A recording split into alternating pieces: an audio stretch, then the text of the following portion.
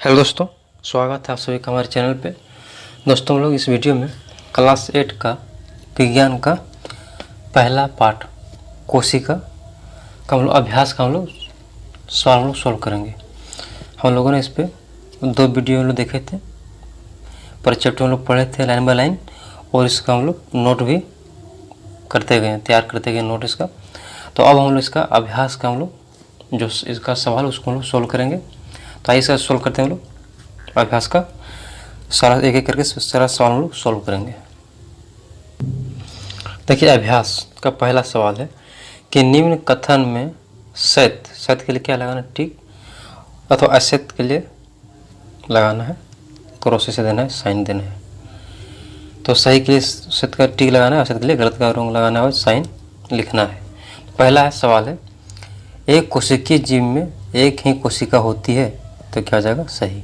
कि एक कोशिकीय जीव होता है उसमें एक ही कोशिका होता है, जिसे अमीबा क्या है, एक कोशिकीय जीव है, उसमें एक ही प्रकार की कोशिका पाया जाता है। तो पहला क्या है, इसका सही हो गया। दूसरा बोला कि रक्त कोशिका शाखान्वित होती है, तो क्या जाएगा गलत। कि जो रक्त कोशिका है वो शाखान्वित नहीं होता है, उसमें शाखा नहीं होता है। तीसरा है किसी जीव की मूल संरचना अंग है, तो भी क्या जाएगा गलत हो जाएगा। क्यों हो जाएगा, क्योंकि किसी भी जीव का जो मूल संरचना होता है उसका तो कोशिका होता है। पहले कोशिका का निर्माण होता है, फिर कोशिका से ऊतक बनता है, ऊतक से अंग, और अंग से अंगतंत्र, तब बनता है शरीर। तो ये क्या हो जाएगा, किसी भी जीव की मूल जो संरचना क्या होता है कोशिका, इसलिए क्या हो जाएगा रोम। ये तीसरा का गलत। नंबर 4 है अमीबा की आकृति अनियमित होती है, तो क्या जाएगा सही। जो उसका अमीबा आकृति होता है उसका निश्चित नहीं होता है, उसका आकृति बदलता रहता है, इसलिए क्या जाएगा सही हो जाएगा। अनियमित है, उसका कोई नियमित नहीं है। सवाल 5, सबसे बड़ी कोशिका शुतुरमुर्ग का अंडा का होता है, तो क्या है सही, बिल्कुल सही है। अभी देखे थे, पढ़े थे, तो उसमें क्या हो जाएगा कि सही है। क्या सबसे बड़ी जो कोशिका होता है शुतुरमुर्ग का अंडा का। पौधे सवाल नंबर 6 कि पौधे की कोशिकाओं में अपेक्षाकृत बड़ी रिक्तिकाएँ पाई जाती है, तो क्या जाएगा सही। जो पौधे में जो होता है, जो रिक्तिका होता है क्या होता है बड़ा होता है, और जंतु में छोटा होता है, तो ये भी कहा जाएगा बिल्कुल सही है। तो ये हो गया हमारा सही गलत का। अब लोग अगला सवाल देखते हैं, जो उसका कि सही विकल्प को रेखांकित कीजिए। कि जो इसमें विकल्प दिया है, 4 विकल्प दिया गया है, तो उसमें से पढ़ना है कौन सा इसका सही विकल्प, उसको टिक लगाना है। तो पहला इसका सवाल है, सही विकल्प करें। तो पहला सवाल, केंद्रक में कौन सा द्रव पाया जाता है। तो केंद्रक में कौन सा द्रव पाया जाता है, केंद्रक द्रव, केंद्रिका द्रव, कोशिका द्रव, रसधानी। तो केंद्रक में क्या पाया जाएगा, केंद्रक द्रव। तो ऑप्शन नंबर कौन सा हो जाएगा, ये। ठीक है, यहाँ इसको आप थोड़ा सा हल्का टिक लगा हुआ है, इसको किताब में नहीं लगाना है, सीधा आप लोग समझ आइएगा कौन सा हो जाएगा। हम वो यहाँ पर ए हो जाएगा, ठीक है, यानी का। दूसरा है जंतु कोशिका में क्या अनुपस्थित होता है। कि जंतु कोशिका में क्या नहीं होता है, इसका कहने का मतलब ये कि क्या उसमें नहीं पाया जाता है। तो पहला क्या है, कोशिका झिल्ली, केंद्रक, कोशिका भित्ति, और घाम है जीव द्रव। तो कोशिका झिल्ली पाया जाता है जंतु कोशिका में, हम लोग देखे तो। केंद्रक भी पाया जाता है, कोशिका भित्ति ये नहीं पाया जाता है, क्योंकि कोशिका भित्ति पाया जाता है पौध कोशिका में। तो यह हो जाएगा ऑप्शन नंबर गा। तो ये क्या हो जाएगा, दूसरा का गा होगा सही उत्तर, कि यही नहीं पाया जाता है। आइए इसका हम लोग अगला सवाल देखते हैं। तीसरा सवाल है कि क्लोरोप्लास्ट किस में पाया जाता है। ऑप्शन नंबर 1 का है जंतु कोशिका में, पौधा कोशिका में, दोनों में, किसी में भी नहीं। तो क्लोरोप्लास्ट में पाया जाता है पौधा कोशिका में। क्यों पाया जाता है, क्योंकि क्लोरोप्लास्ट के द्वारा इससे अपना खाना बनाता है, क्लोरोफिल के द्वारा इसमें। तो किस में पाया जाता है, पौध कोशिका में। इसके बाद है नंबर 4, अमीबा एक एकल कोशिकीय जीव है, इसके एक ही कोशिका में होता है। अंतःकरण, पाचन, अवशोषण एवं उत्सर्जन दोनों अघा में है, ये सभी क्रियाएं। तो इसमें क्या होता है, सभी क्रियाएं।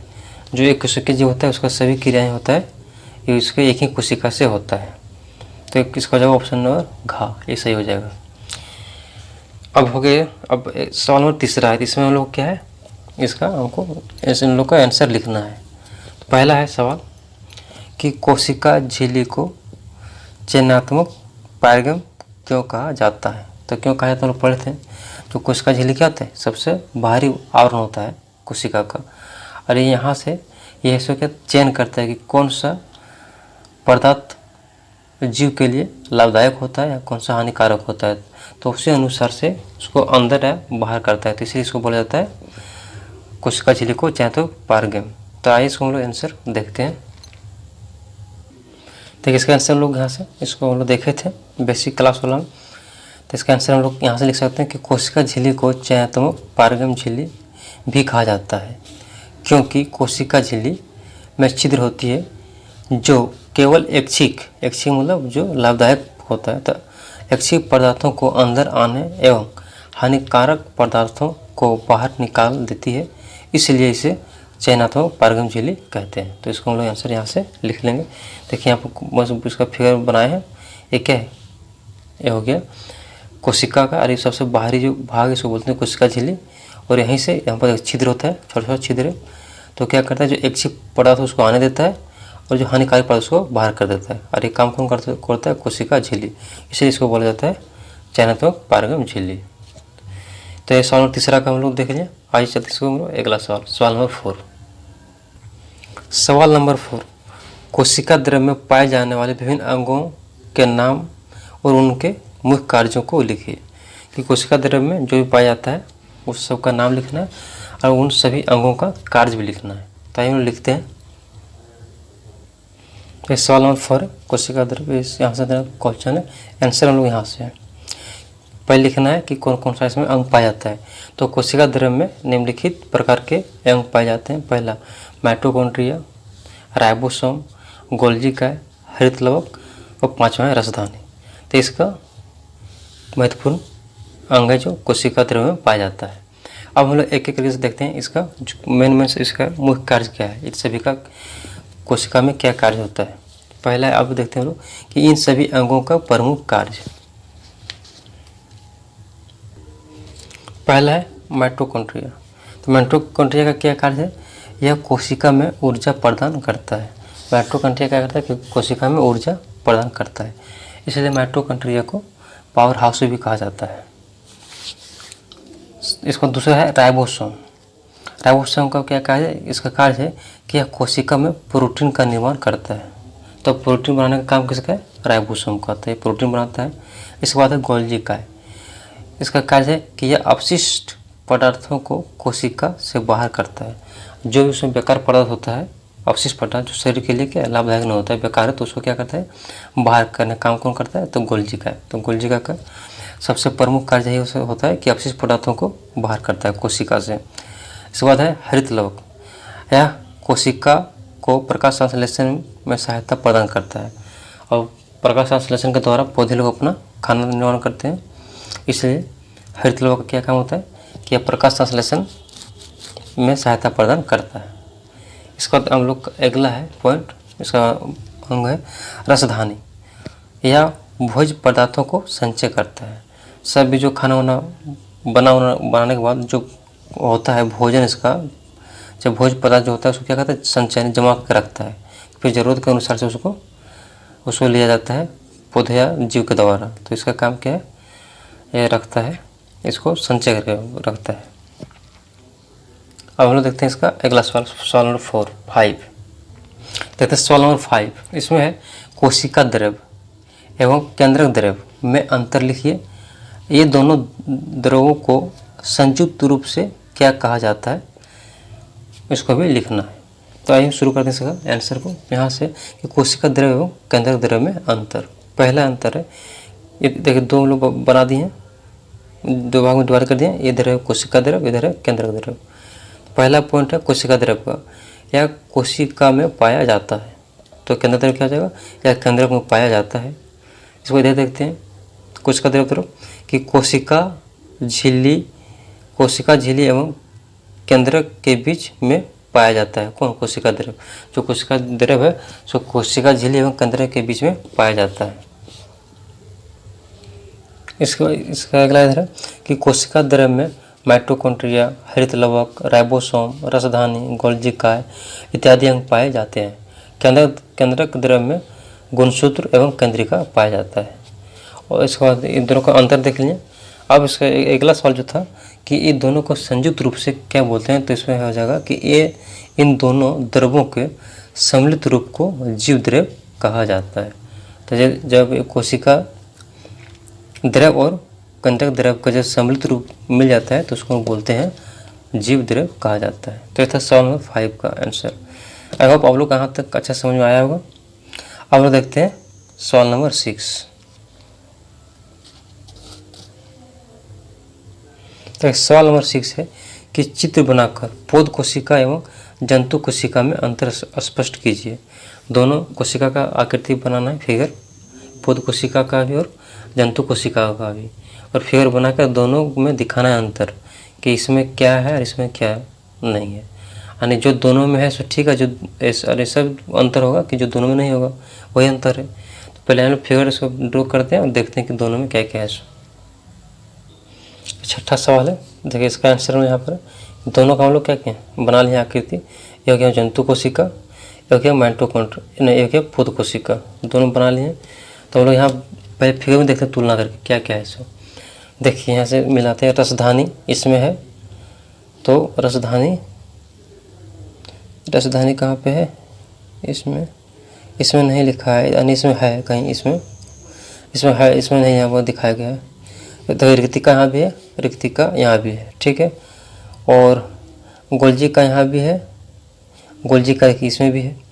केंद्रिका है, केंद्रक है, इसमें भी केंद्रिका है, केंद्रक है।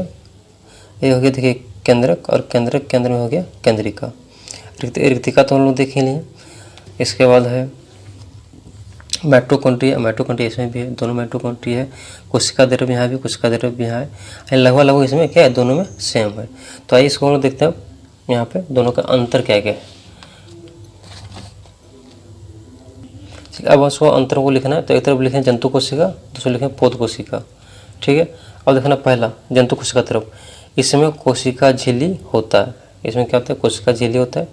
तो इसमें देखना है पौध कोशिका तरफ, इसमें कोशिका भित्ति होता है। तो जंतु कोशिका में कोशिका झिल्ली होता है, तो इसमें क्या होता है, कोशिका भित्ति होता है। और इसके बाद इसमें देखो, इसमें केंद्रक मध्य में होता है, किसमें, जो जंतु कोशिका है उसका केंद्रक कहाँ होता है, मध्य में, बीच में होता है, कोशिका के बीच में। और इसमें क्या है, इसमें केंद्रक मध्य से थोड़ा हटकर होता है। और इसमें जो होता है जंतु कोशिका में, पौध कोशिका में जो केंद्रक होता है मध्य में ना होकर थोड़ा सा साइड में होता है, हट के होता है। इसके बाद है सवाल, तीसरा अंतर है, इसमें रिक्तिका छोटी होती है। जंतु कोशिका में जो रिक्तिका होता है क्या होता है, छोटा होता है, और इसमें रिक्तिका बड़ी होती है पौध कोशिका में।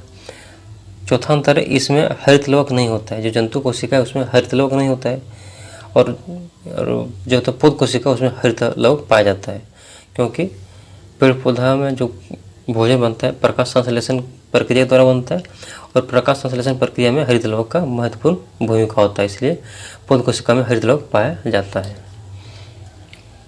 आइए इसको आगे देखते हैं हम लोग। तो ये था इसका अंतर दोनों का, सवाल नंबर 6 का। हम उम्मीद करते हैं कि आप लोग यहाँ से अच्छा समझ में आया होगा। अब लोग चलते हैं सवाल नंबर 7 पे। सवाल नंबर 7 है, कोशिका में क्रोमोसोम अथवा गुणसूत्र, इंग्लिश में क्रोमोसोम और हिंदी में गुणसूत्र। तो सवाल है कि कोशिका में क्रोमोसोम अथवा गुणसूत्र कहाँ पाए जाते हैं, उनके कार्यों का वर्णन कीजिए। इसमें बोला है कि गुणसूत्र कहाँ पाया जाता है, और इसके बाद गुणसूत्र का कार्य क्या है उसको लिखना है। आइए लिखते हैं। देखें सवाल उत्तर इसका देखिए कि गुणसूत्र या क्रोमोसोम कोशिका के केंद्रक में पाए जाते हैं।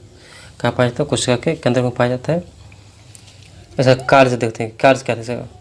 तो कार्य है कि गुणसूत्र का कार्य है कि अनुवांशिक गुणों को जनक से पीढ़ी दर पीढ़ी स्थानांतरित करते हैं। जनक यानी माता पिता से जो माता पिता का जो गुण होता है अन्य बच्चों में, फिर उस बच्चा से फिर उसमें इसी तरह से पीढ़ी दर पीढ़ी स्थानांतरित करता है। तो इसका किसका काम होता है, ये तो गुणसूत्र का कार्य होता है। तो यहाँ तक आप लोग समझ आ गया। अब चलते हैं सवाल नंबर इसका 8 पे। सवाल नंबर इसका 8 कि पौध कोशिका में कोशिका भित्ति का कार्य क्या है। चलिए इसको हम पहले चर्चा भी किए थे, तो अब उसको हम आंसर भी देख लेते हैं कि पौध कोशिका में कोशिका भित्ति का कार्य क्या होता है। तो पौध कोशिका में कोशिका भित्ति का क्या होता है, पौधे को रक्षा प्रदान करना होता है।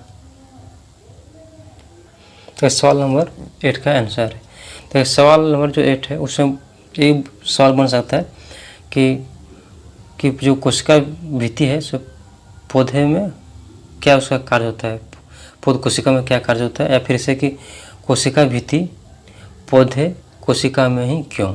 दोनों का पूछने का कारण, पूछने जो एक ही है बात पूछ रहा है उसमें, सिर्फ उसको पूछने का तरीका अलग है। तो इसका आंसर क्या हो जाएगा कि जो पौधे चल नहीं सकते हैं इसलिए गर्मी ठंडा एवं पानी से सुरक्षा के लिए